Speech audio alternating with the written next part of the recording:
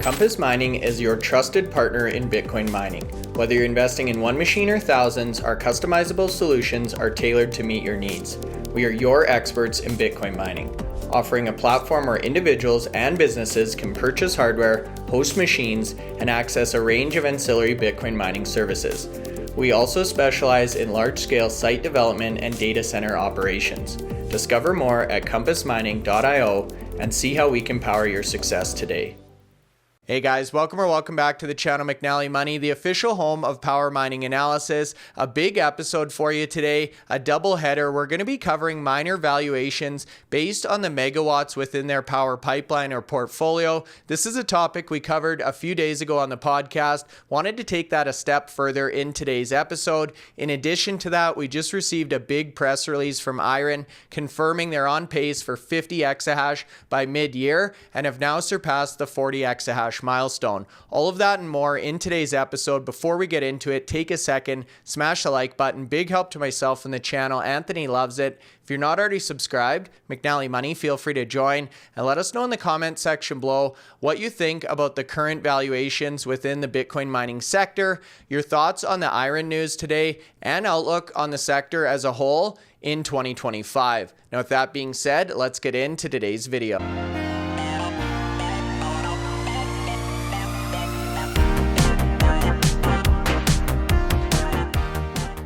All right, Anthony, Wednesday afternoon, partway through the trading week or midway through the trading week here, an interesting episode, really a continuation of this valuation by watt or valuation by megawatt concept we talked about earlier in the week. We wanted to set the table before we get into that.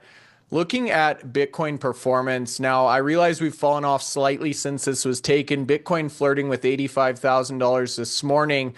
What's interesting to me is if you bring up a 1 month view, Bitcoin is actually slightly positive over the last 30 days. And boy, has it not felt like a winning month for Bitcoin or the Bitcoin miners. The volatility, the ups, the downs have been extreme this month. And if we look at the Bitcoin miners themselves in terms of 1 month performance versus Bitcoin, quite a different tale here.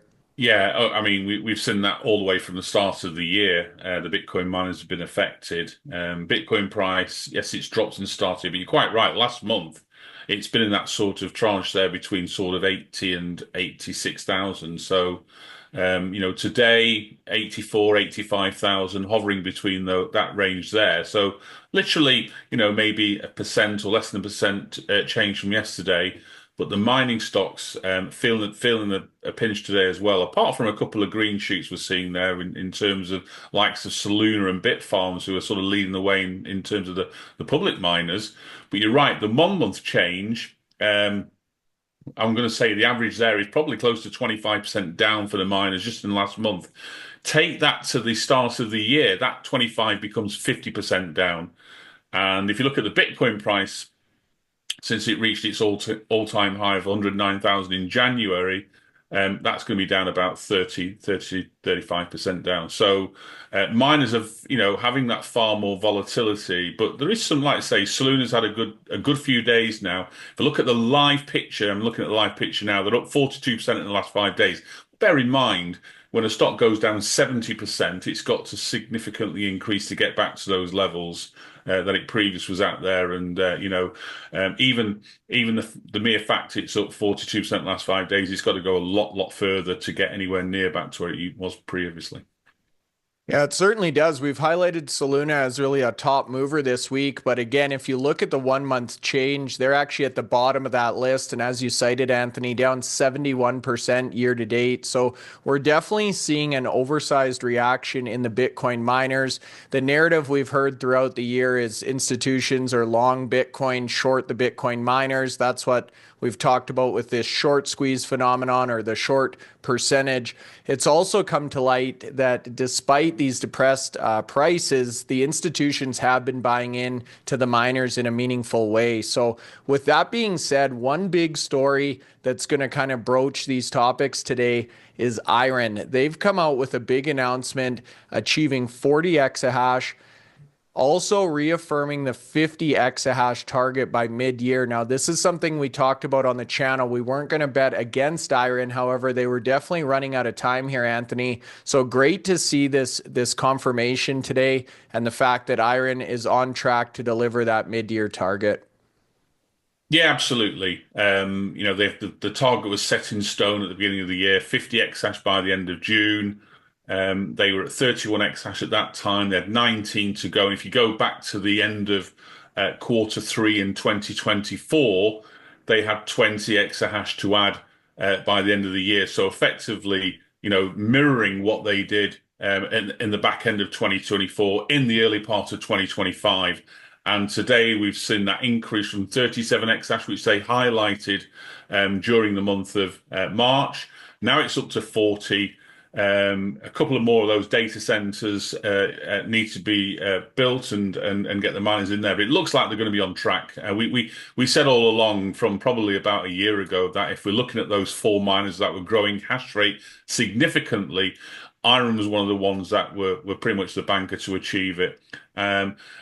They will pause after, I think the plan is to get to 52, so that extra 2 exahash they'll achieve in the second part of the year. But that's the plan then, is to pause Bitcoin mining and fully focus all their megawatts towards, high performance computing. And they've got the Horizon facility to build at their they've got the Horizon facility to build at the Childress site.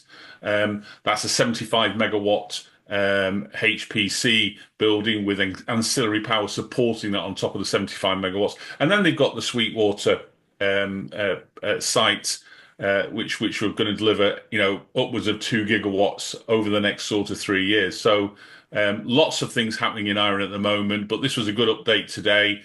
Firmly puts them right where they need to be, and we'll see another couple more updates before the end of June to highlight their transition from 40 to 50. We certainly will. Now, you bring up the word megawatt there, Anthony, a few times in your comments. That's where I want to dig in for the remainder of the conversation here. So we've got a picture up on the screen of the IREN projects. You can see Childress, Sweetwater 1, Sweetwater 2, all of this going on in terms of AI, HPC infrastructure, plus they've got 40 exahash now of self-mining. However, the valuation, similar to of many other of the miners, has been beaten up dramatically over the last few quarters. So if you look at IREN's data center growth profile, let's take the 810 megawatt snapshot here, Anthony. This is where they're estimated to be at the end of the first half of this year. So basically the end of this quarter, they'll be up to 810 megawatts. Now, this is an example to get you guys in the right frame of mind here. Matthew Siegel yesterday from a Morgan Stanley statement talking about similar Bitcoin to data center repurposed transactions fetching as high as $5 per watt in recent memory. So he put out a nice little table here showing the current valuation by watt or megawatt, if you want to convert it, for many of the top miners. This got us thinking, Anthony, how does this compare to their current valuation? So in the case of IREN here, we took that 810 megawatts, we put it in a converter. So for those of you who are unfamiliar, 1 megawatt works out to 1,000,000 watts. So you can see here, 810 megawatts works out to 810 million watts. If we were to apply that same $5 per watt price point, you're looking at or just north of $4 billion for IREN compared to their current valuation of 1.2, 1.3 billion. So this is where we wanted to spend the remainder of today's conversation, Anthony. I know you've put a table together for us. What do you think about this valuation, and is this accurate or potentially more accurate for where the miners should be trading? Compass Mining makes Bitcoin mining accessible to everyone. Start mining in as little as 48 hours with our turnkey hardware, online and mining directly to your Bitcoin wallet within 2 business days. Find out more at compassmining.io and get started now.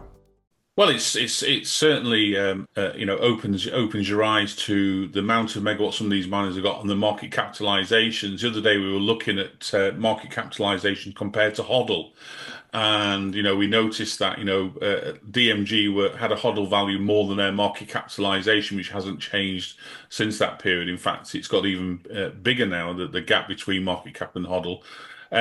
But today we're looking at megawatts. And so what we've done is we've put a table together with all the megawatts that these miners reported are in issue at the moment. So this isn't looking forward, this is looking at where we are today. So on this table here, if we go down to IREN, they've got 660 megawatts. That extra 150 comes online by the end of half one, which is effectively the remaining 10 exahash of their power. And if you look at the update, which only came out last week from IREN, it said 660 megawatts quite clearly at the top of the first page of that update. So using that 660 megawatts, applying the $5 per watt, you get a valuation of 3.3 billion. IREN's current market capitalization, you're quite right, just a touch under 1.2 billion, which means there's a delta there of about 2 billion in terms of valuation. Now, this is just one way to value a company. It ain't the only way, and it wouldn't be the only way that people should be using, but it just highlights if you're looking at trying to determine a comparison against miners using a metric that you can compare and contrast. Megawatts is a really good one because it doesn't matter how big you are, you can still compare on an actual value per megawatt. And so by applying that $5, we've put in the Morgan Stanley valuation for all these miners. And if you look at the likes of Soluna there, Soluna got 75 megawatts of power. They're the smallest miner that we currently look at. The market capitalization has actually reached 8 million today, but they've got 75 megawatts. Morgan Stanley's valuation would give that 375 million. They're only valued at 7 or 8, so they've got a delta of 368 million in terms of valuation, which in percentage terms is over 5,000%. So there's but if you were looking at this from a value perspective and comparing it against other miners, you'd say, well, it looks like there's a lot of upside there. But there is a reason why some of these smaller miners are valued at the way they are there. It might be the fact that their balance sheets aren't as strong as some of their peer miners. And so, that also has an impact on valuation. So we should be very clear. This isn't just signaling which miners are cheap to buy and you should be out there buying shares. This is one metric, but actually it's a useful metric. When you're doing your due diligence, you want to cover, in valuation terms, maybe 4 or 5 different valuation metrics. And if the same miner comes out as the most undervalued, all those 5 metrics, then you're pretty much there in terms of, making the choice at that point in time, because you've covered all the bases. But this is just one metric. So I want to be very, very clear. Don't take this as the only valuation metric. I cover a number of other metrics in my articles. And so if you want to, start your due diligence, have a look through some of the previous articles, see how those metrics are calculated, apply this one as well, so you have an extra metric, and then you can start building up a picture, miner by miner, of which ones you feel appear to be undervalued. But it does give you a starting point. Go down this there, look at Bitfarms in terms of one of the bigger miners, and that's fourth on the list there. Their valuation at $437 million in market capitalization at the moment. I mean, it was only 3 or 4 months ago, they were like $1.3 billion. So they've really dropped a lot there. But they're looking at Morgan Stanley, they've got 461 megawatts. That would give them an implied valuation of 2.3 billion. And when you think of the size of their hash rate and the potential of maybe some of those HPC sites, that wouldn't actually be a bad valuation, 2.3 billion, for a mining company that has sites that are probably suitable, which their report states, for HPC, and quite, in locations like Pennsylvania, where there's going to be access to all the elements required to deliver that type of service. So Bitfarms, a delta of 1.8 billion, that's 427% different from their current market cap to where the Morgan Stanley valuation is. And then as you go down there, if you look at the largest miner, Marathon Digital, it looks like Marathon Digital at the moment actually looks like, relatively fair value. They're at 4.3 billion. Morgan Stanley using that metric gets them to 5 billion. Well, actually, a couple of weeks ago, Marathon were 5 billion. So, the market sentiment last couple of weeks has brought that share price down. So they look like they're fairly valued. Bit Digital's interesting, 49 megawatts. They don't have a big mining business. I think it's like 1.8 exahash of miners currently mining. We don't know exactly because they've stopped doing their monthly updates. So when we get the quarterly results, be able to go and do a deep dive and find out what's happening there in terms of Bitcoin mining. But they have grown that HPC revenues significantly over 2024. And the graph now is showing the HPC revenues increasing quarter by quarter and the Bitcoin mining revenues reducing quarter by quarter as they've sort of focused more of their attention on HPC. And we've heard Sam say that on the podcast many times there. So in terms of valuation using Morgan Stanley, their current megawatts actually implies that they're overvalued. But when you think about another valuation method would be to look at revenues and margins coming in and actually using a price earnings ratio, which gives a valuation, that would give a different story. So as I say, use one metric at your peril. You make sure you cover 3, 4, or 5 metrics before you even start making any decisions about whether miners are undervalued or not. But it just gives another perspective, something that we haven't used too often before. And Matt Siegel, thanks to you for coming up with the explanation of how this is being calculated out there. We've just took it a stage further and applied every miner's megawatts and valuation to that and done a comparison. So hopefully people will find a little bit of interest in this table. Yeah, for sure, Anthony. Now, it's interesting looking at these high-level numbers. We've talked about the multiple differences in the low single digits, 3 to 5x on Bitcoin mining, and even a prudent ratio of 15x on data center or tier 3 data center operations, Anthony. So looking at a 2, 3, 400% premium in some of these calculations does seem to be in the right neighborhood. The other thing I wanted to mention on the Matt Siegel chart, there was 2 lines, a blue one, a yellow one. The blue one looked at currently operating and under construction. So that would be more akin to what we've shown here. As you say, we're just looking at megawatts currently being operated. These numbers get even more crazy, so to speak, if you look at total pipeline of power. The other thing I wanted to bring up, if you look at valuation of data center REITs or even CoreWeave recently IPO'd, they're trading at about $18 billion market cap, which essentially is the entire miner community added up, Anthony, based on some of these depressed prices we've seen. So regardless of which metric you look at here, there definitely are some cases to be made for value plays in the Bitcoin mining sector. And further supporting this, Anthony, we've seen a flurry of interest in terms of investment attention into the AI data center infrastructure space. Marathon quoting a tweet from Auradine today talking about $153 million Series C raise. This is in addition to previous raise. They're now looking to invest $300 million into AI and blockchain infrastructure. That's on the backs of companies like NVIDIA now stating they're looking to invest $500 billion or $500 billion in AI infrastructure in the United States. So definitely some attention, some value being put on these megawatts, the infrastructure that the Bitcoin miners are sitting on right now. Yeah, I mean, remember Auradine, Marathon have a stake in Auradine. I think they invested initially 35 million. I think they've increased that investment. So they've got a big stake in that company. And they were out there, the guys from Palo Alto, to try and develop a new mining machine. And we've heard, that's going to be released this year. And in terms of efficiency of that mining machine, I think at Mining Disrupt we were hearing it was going to be close to what Bitdeer A2 was going to be out there. And bear in mind, every miner